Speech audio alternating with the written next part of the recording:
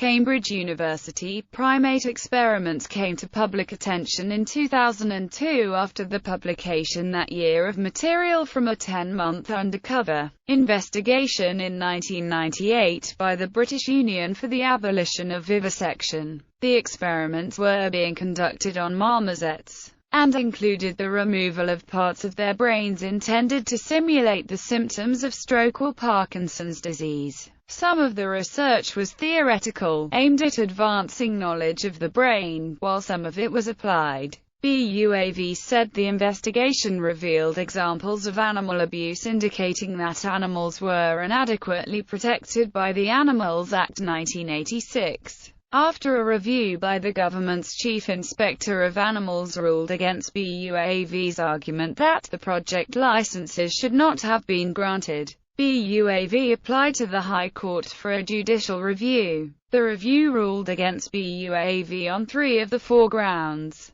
but on the remaining ground it found the Home Office had underestimated the suffering of the marmosets by categorizing the experiments as moderate rather than substantial. The Home Office announced a review of its procedures for categorizing animal suffering. Nature of the research. As of October 2002, Cambridge University had 3 project licenses, issued by the Home Office under the Animals Act 1986, permitting the controlled use of one New World non-human primate species, the common marmoset, Calothrix jacus. The license authorized the use of animals bred specifically for research use at breeding establishments in the UK in experiments to study brain function in relation to human disorders. According to the Chief Inspector of Animals, the experimental protocols involved the training and testing of animals using a range of behavioral and cognitive tasks, then disrupting normal brain function by chemical or physical lesions, the subsequent administration of experimental treatments intended to minimize the functional defects or repair the damage caused, and further testing to evaluate brain function. The animals were killed at the end of the experiments,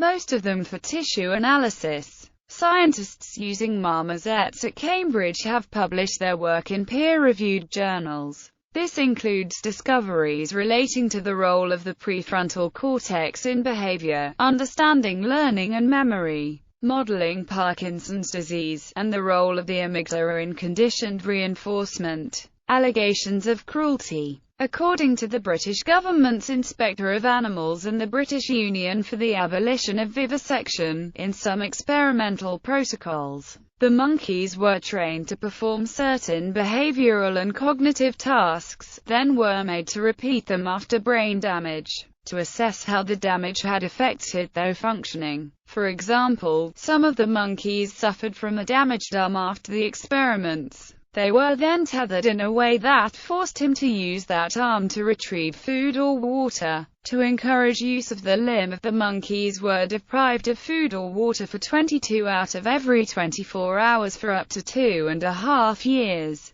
The monkeys were usually given an extra feed on Friday afternoons, but some researchers allegedly deprived the monkeys of this too, so that they could keep them hungry for further tests on the Monday. During training for these tasks prior to brain surgery, BUAV claims that researchers were given instructions such as chase monkey into test box, keep miserable or angry marmosets in test apparatus, bang on the shutter, bang on the window, punish bad habits such as grooming by making a loud bang every time he does something wrong, lower the shutter, if necessary, onto their fingers, use food restrictions to make the marmosets more amenable to shaping. One effect of the brain damage was that the monkeys would engage in stereotypical rotating movements. BUAV reported that one test for Parkinson's disease involved shutting them in a small perspex box for up to 1 hour at a time to see how often they would rotate,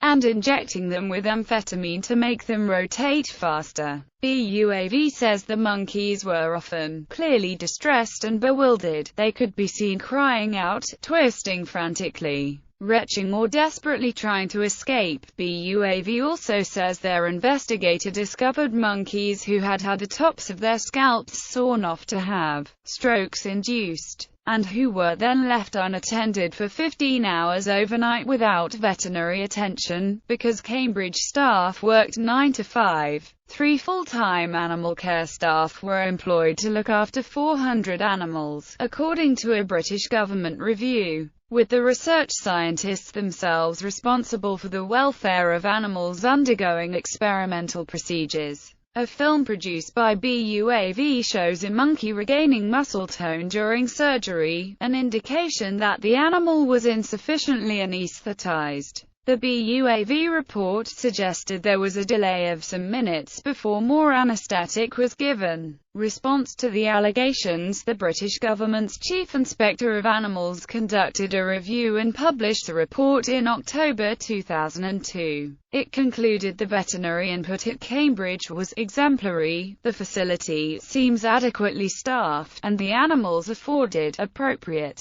standards of accommodation and care. The caging system was no longer state-of-the-art but complied with Home Office provisions, and the marmoset colony was generally healthy. The inspector noted 4 instances of non-compliance with the license. In 2 experiments, the surgical procedure was at variance with the project license. On one occasion, the water restriction schedule was at variance. On one occasion, the license holder did not inform the department that the severity limit of an experiment had been exceeded. There were minor technical irregularities on reports of how the animals were used. The reviewers consulted 2 experts in veterinary anesthesia to investigate the consequences of a monkey regaining muscle tone during surgery. They advised that, unless purposeful or voluntary movements had accompanied the return of muscle tone, then the anesthetic agent should have been sufficient to block awareness of pain. Cambridge University welcomed the reporters' confirmation that there was no evidence to support the allegations made by the BUAV. The BUAV was invited to give evidence to the inquiry, but declined. Nor did it make available the unedited video footage from its film. After publication of the report,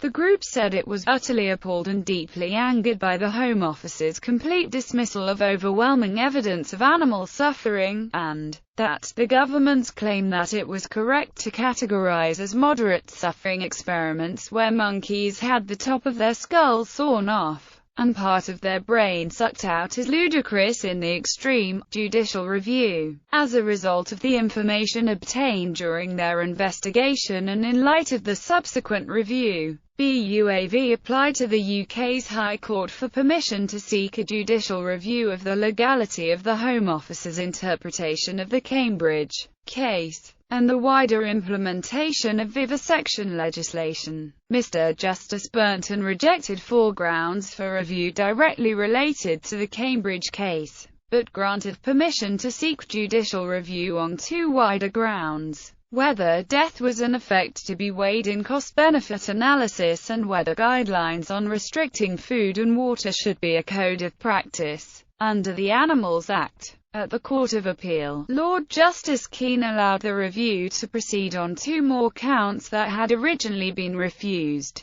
on the grounds of public interest. These relate to the question of whether the Home Office underestimated the suffering of the Cambridge marmosets when setting severity limits, and whether out-of-hours care and veterinary cover is required by law. The 2007 review found in favour of the Home Office on 3 of the grounds. On the issue of suffering, the court found that the Home Secretary had unlawfully categorized the experiments as moderate, rather than substantial. The Home Office, given leave to appeal the decision, instead announced a review of the procedures for categorizing animal suffering.